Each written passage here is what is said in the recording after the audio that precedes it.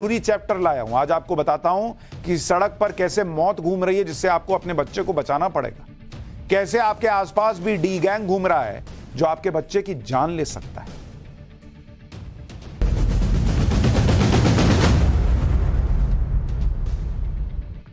कोई भी ये सुनकर डर जाएगा कि सड़क पर बच्चों के लिए मौत खुलेआम घूम रही है, लेकिन आज ये चैप्टर आपके लिए लेकर आना बहुत जरूरी था।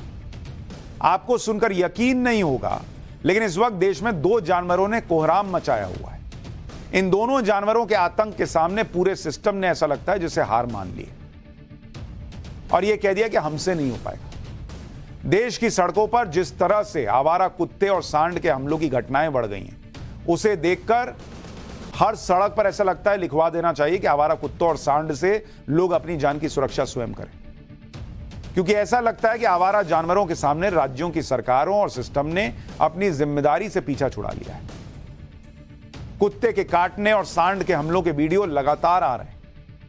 जिस डी गैंग की हम बात कर रहे हैं वो दरअसल कोई डी कंपनी का गैंग नहीं है, लेकिन सड़क पर खुला घूमते इन डॉग्स का गैंग है जो मौत बनकर टूट रहा है। चलती सड़क पर ये जानवर अचानक हमला कर देते हैं और कई बार तो लोगों की जान तक चली जा रही है। लेकिन अब जो मैं आपको वीडियो दिखाने जा रहा हूं उसके लिए बहुत हिम्मत चाहिए देखने के लिए, क्योंकि यह वीडियो आपको बहुत परेशान कर सकता है। गाजियाबाद से आए इस वीडियो में पिता की गोद में बैठा 14 साल का बच्चा अब उस दुनिया में रहा ही नहीं। इसने तड़प तड़प कर अपने पिता की गोद में दम तोड़ दिया। इस बच्चे को पिछले महीने कुत्ते ने काट लिया, जिससे इसके शरीर में रेबीज इंफेक्शन फैल गया।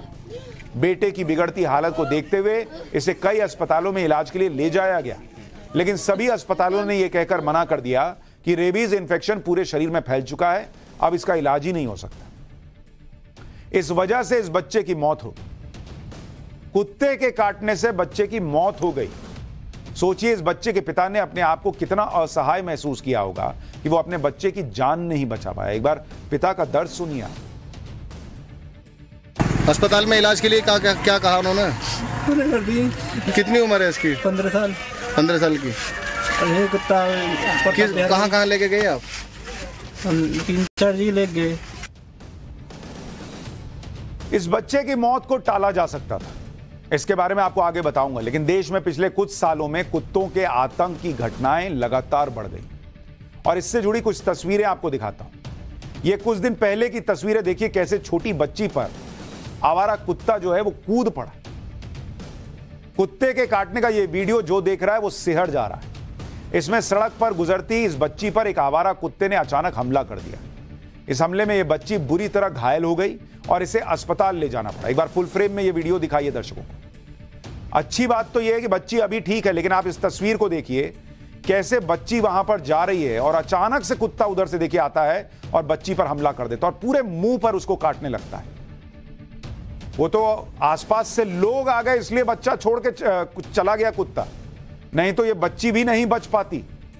और ये आए दिन घटना हो रही है भाई कि इस तरह से कुत्ते जो हैं वो किसी को भी अपना शिकार बना ले रहे हैं। एक और वीडियो आपको दिखाता हूं। कुछ महीने पहले नोएडा की एक सोसाइटी में 3 आवारा कुत्तों ने 7 महीने के बच्चे पर हमला कर दिया। उस मासूम को नोच कर उसकी जान ले ली। नोएडा की एक सोसाइटी में कंस्ट्रक्शन साइट पर काम करने वाली एक मजदूर महिला ने अपने बच्चे को चादर में लपेटकर जमीन पर सुला दिया और पास में ही काम करने लगी। उसी दौरान वहां आवारा कुत्तों की टोली आई। कुत्तों ने बच्चे को बेरहमी से नोच डाला। बच्चे के पेट में गहरे घाव हो गए। गंभीर हालत में बच्चे को अस्पताल ले जाया गया। इलाज के दौरान उसकी मौत हो गई। आवारा कुत्तों के अलावा लगभग पूरा देश आवारा सांड के हमलों से भी परेशान है। यूपी हो, एमपी हो, राजस्थान हो, देश के अलग अलग लगभग हर राज्य में सड़कों पर घूम रहे आवारा सांड लोगों को अस्पताल पहुंचा रहे हैं। ये आप तस्वीर देखिए भाई। कुछ दिन पहले ग्रेटर नोएडा में एक सांड ने स्कूल से लौटती एक बच्ची पर हमला कर दिया। ये देखिए, बच्ची बेचारी भाग रही थी, उसको रौंद दिया उसने। सांड से बचने के लिए जैसे ही बच्ची भागी वैसे ही सांड ने इस पर हमला कर दिया। इस हमले में बच्ची बुरी तरह घायल हो गई। एक बार फुल फ्रेम दिखाइए, कैसे बच्ची बेचारी स्कूल से आ रही है और उसको देखिए, वो बेचारी भागने का प्रयास करती है और सीधे आकर जो है उस पर हमला कर रहा है। उधर से दूसरा कुत्ता भी आ रहा है। सांड और कुत्ता दोनों साथ में देखिए हमला कर रहे हैं। पहले सांड उस पर चढ़ गया, उसको जो है वो कुचल रहा है और उधर से कुत्ता आ गया काटने के लिए। इस लड़की का इलाज अस्पताल में चल रहा है। इसी तरह गुजरात के मेहसाणा से भी एक तस्वीर आई जिसमें एक सांड से बचने के लिए शख्स सड़क पर कुछ दूरी तक भागता है, लेकिन सांड ने इसका पीछा नहीं छोड़ा।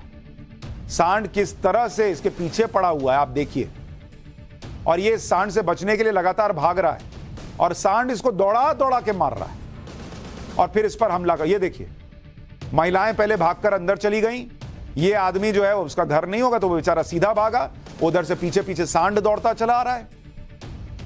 और उसके बाद दूसरे सीसीटीवी फुटेज में दिखता है कि ये भाग के ट्रक के पीछे गया, वो सांड छोड़ने को तैयार नहीं, दूसरी सड़क पर गया, वहां उसको रगेद कर देखिए किस तरह से जो है वो मारा है। ये आतंक है सांड का। बीच सड़क पर घूमने वाले सांड कितने खतरनाक हो सकते हैं, इसकी खौफनाक तस्वीर मध्य प्रदेश के उज्जैन से भी आई, जहां दो सांडों की लड़ाई में एक साइकिल सवार घायल हो गया। एक साइकिल सवार बड़े आराम से जा रहा था, पीछे से दो सांड आते हैं और साइकिल सवार को कुचलते हुए निकल जाते हैं। आप देखिए, उसको कुछ बेचारे को पता भी नहीं पीछे क्या हो रहा है। ये देखिए किस तरह से उसको रौंद दिया। सड़क पर सांडों की लड़ाई चल रही भाई, वो तो बाल बचा कि उसको बहुत ज्यादा चोट नहीं आई, लेकिन चोट तो आई होगी कि किस तरह से वो हट्टे कट्टे सांड है भाई, वो देखिए किस तरह से टक्कर मारी है, जैसे कोई गाड़ी टक्कर मार देती है। आवारा जानवरों की घटना सिर्फ किसी एक राज्य, एक शहर की समस्या नहीं रह गई, ये देश के लगभग हर इलाके में हो रही है। लेकिन यह बात साफ है कि इस मामले में सरकारें और सिस्टम कुछ नहीं कर पा रहे। आप कुत्तों के काटने के बाद किस तरह मौत के मुंह में जाने से बच सकते हैं, कम से कम यह जान लीजिए, क्योंकि सरकारें तो कुछ नहीं कर रही भाई। यह समझना जरूर चाहिए आपको, क्योंकि गाजियाबाद में जिस 14 साल के बच्चे की मौत कुत्ते के काटने से हुई थी, अगर उसे टाइम रहते एंटी रेबीज इंजेक्शन लगवा दिए गए होते तो उसकी जान बच सकती थी। लेकिन इस बच्चे ने कुत्ते के काटने के बाद डर की वजह से अपने परिवार को कुछ बताया ही नहीं, जिससे शरीर में जानलेवा रेबीज वायरस फैल गया और इसकी मौत हो गई। इसके अलावा देश में बहुत से लोग जानकारी के अभाव में कुत्ते काटने के बाद मर जाते हैं। आपको जानकर हैरानी होगी कि भारत में हर साल 1,70,00,000 कुत्ते काटने की घटनाएं हो रही हैं। 1,70,00,000 कुत्ते काटने की घटनाएं आप सोच रहे हैं, और इसमें 18,000 से लेकर 20,000 लोगों की मौत हो जाती है। मारे गए लोगों में सबसे ज्यादा संख्या 15 साल से कम उम्र के बच्चों की है। दुनिया में रेबीज से होने वाली मौतों में अकेले 36% मौत भारत में होती है। देश में रेबीज फैलने के 97% मामलों के लिए कुत्ते जिम्मेदार हैं। इसके बाद बिल्लियां 2%, गीदड़, नेवले और दूसरे जानवर 1%। लेकिन आप सोचिए, जिस देश में करोड़ों केस हर साल आते हो कुत्ते काटने के, वहां कुत्तों को, आवारा कुत्तों को कंट्रोल करने या उससे कैसे बचा जाए, इसको लेकर कोई गंभीर ही नहीं है। कुत्ते काटने की घटनाओं को लेकर अगर समय पर इलाज करवा लिया जाए तो इस रेबीज नाम की बीमारी से बचा जा सकता है। देखिए, रेबीज एक वायरस है जो जानवरों की लार में पाया जाता है।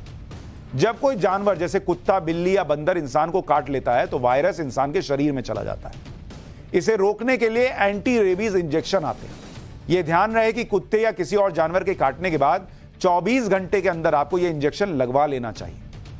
आमतौर पर कुत्ते के काटने के बाद 5 इंजेक्शन लगते हैं, जो डॉक्टर की सलाह पर टाइम टू टाइम लगवाए जाते हैं। पहले तो 14 लगते थे भाई, अब जाकर 5 हुए। लेकिन बहुत से लोग इसमें लापरवाही करते हैं, उनको लगता है कुत्ते ने काटना क्या ही हो गया, अपनी जान खतरे में डाल देते हैं, क्योंकि एक बार रेबीज फैल जाने के बाद भाई इसका कोई इलाज नहीं। हालांकि यह दावा किया जाता है कि जिन पालतू जानवरों का वैक्सीनेशन करवाया गया होता है, उनके काटने से रेबीज फैलने की संभावना ना के बराबर होती है। लेकिन फिर भी अगर आप एंटी रेबीज इंजेक्शन लगवा लेते हैं तो इसका कोई नुकसान नहीं।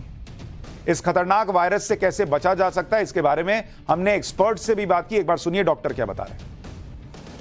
अगर किसी व्यक्ति को कुत्ता काटता है तो उसको तुरंत उस एरिया को, जख्म को साबुन और नॉर्मल टैप वाटर से धो लेना चाहिए, अच्छे से उसको क्लीन कर देना चाहिए। उस पर कोई भी मिर्च, तेल, घी ऐसी कोई चीज नहीं लगानी है जो उसमें सेकेंडरी इन्फेक्शन कर दे, और तुरंत डॉक्टर के पास जाना चाहिए। अगर डॉग वैक्सीनेटेड है तो बहुत अच्छी बात, अगर वैक्सीनेटेड नहीं भी है तो 2 इलाज के तरीके हैं या 2 प्रिवेंशन के तरीके एक्चुअली, जिसमें एक तो ये कि हम लोग उसमें जो लोकल एरिया जहां पे काटा है उसको तुरंत इम्यूनिटी देने के लिए, तुरंत उसको वायरस को किल करने के लिए हम एंटीबॉडीज को इन्फिल्ट्रेट कर देते हैं जख्म के अंदर, वहां पे फिल कर देते हैं, जिसको हम इम्यूनोग्लोबिन बोलते हैं। इसको इंजेक्शन को 48 आवर्स के अंदर दे देना चाहिए, जिससे जो वायरस है वो सिर्फ उसी एरिया में कन्फाइंड हो जाए और उसकी मृत्यु हो जाए, वो पूरे शरीर में ना फैले। नंबर 2, जो एक्टिव वैक्सीनेशन जिसको बोलते हैं एक्टिव इम्यूनाइजेशन, जिसमें हम 5 डोज लगाते हैं, इंजेक्शन लगाते हैं, इंट्रामस्कुलर लगाते हैं डेल्टॉइड में, वो 0, 3, 7, 14, 28 इवन 90 दिन पे डॉक्टर की सलाह अनुसार, जिसको हम पोस्ट एक्सपोजर प्रोफाइलेक्सिस बोलते हैं, वो लगवाने चाहिए। यानी भाई सरकारें कुछ करें ना करें, आप क्या करेंगे? आप उनसे बोल सकते हैं, आवाज उठा सकते हैं, पाठशाला में हम मुद्दा उठा सकते हैं कि सरकारों की नींद खुले, ये कुत्ते और सांड के आतंक से क्या हो रहा है। लेकिन कम से कम जो बच्चे हैं उन्हें एक तो ट्रेन कीजिए कि भाई ऐसा कुछ दिखे तो एक तो बचने का प्रयास करो। अब कोई पीछे से मार दे, काट ले तो क्या कर सकते हैं। दूसरा, बच्चों को यह समझाइए कि अगर कोई कुत्ता काट लेता है तो घर में छुपाए नहीं, डरे नहीं। ये माँ बाप की भी जिम्मेदारी है कि बच्चों को ये कॉन्फिडेंस दें कि अगर ऐसा कुछ हो जाएगा तो उनको डांट नहीं पड़ेगी। बच्चे कई बार डांट के चक्कर में नहीं बताते और देखिए कैसे जान चली जाती। इसलिए अगर कुत्ता काटता है तो इंजेक्शन लग जाएगा, इलाज हो जाएगा, वो बेहतर है। डरना नहीं है, घबराना नहीं है।